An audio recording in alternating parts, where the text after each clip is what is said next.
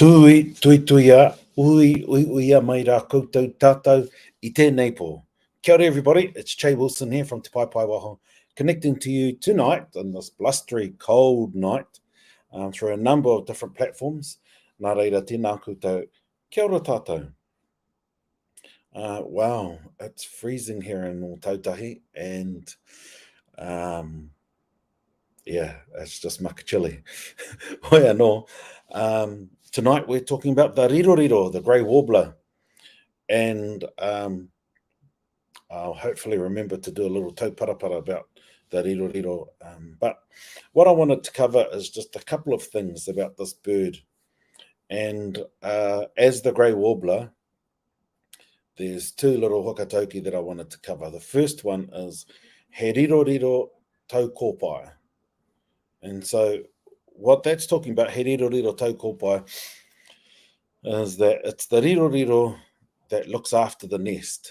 And that's talking about the fact that you get other birds, especially the migratory birds like the pipi wharauroa, that will travel here from Micronesia and Southeast Asia and come to Aotearoa and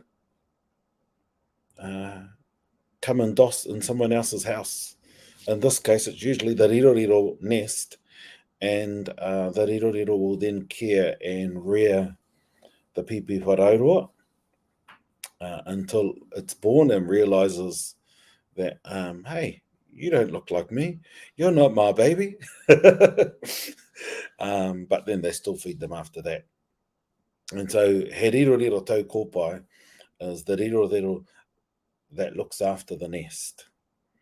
And ka tautana nono, so it sits on the hua or the heki, the egg of the pipi wharauroa. And it's an interesting one because depending on which direction the riroriro has the entrance to its nest will also tell you what type of summer you're going to have, because this is all happening in spring, and so it'll tell you what type of summer you're going to have. Hi, Mum. So that's the first wakatauki. The second wakatauki is I ue koe te tangi a te riroriro. And you have another wakatauki which says I ue koe te tangi a te pipi wharauroa. The pipi wharauroa wakatauki is about work in the spring, and the riroriro is about work in the autumn. And so one is about preparing the garden and planting the food, and the other one is preparing the garden and harvesting the food. And so if you weren't there when the riroriro called, then you're bloody useless, pretty much, is what our tupuna were talking about.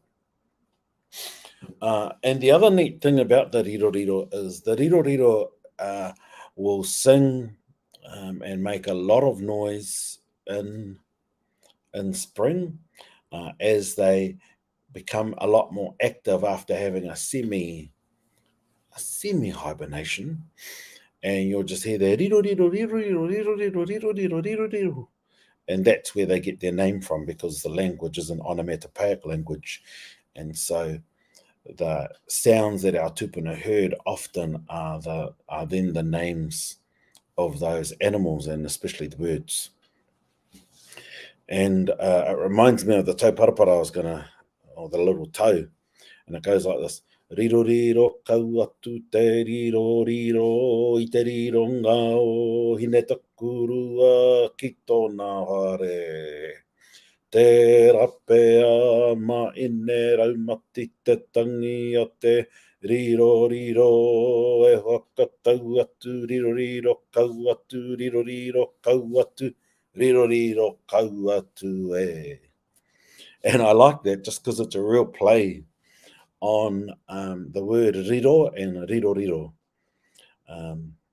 Riro is to be overcome by or taken over by, or subsumed by. Well, depends on context really, but riroriro kau atu te riroriro I te rironga o hene takurua ki tōna whare.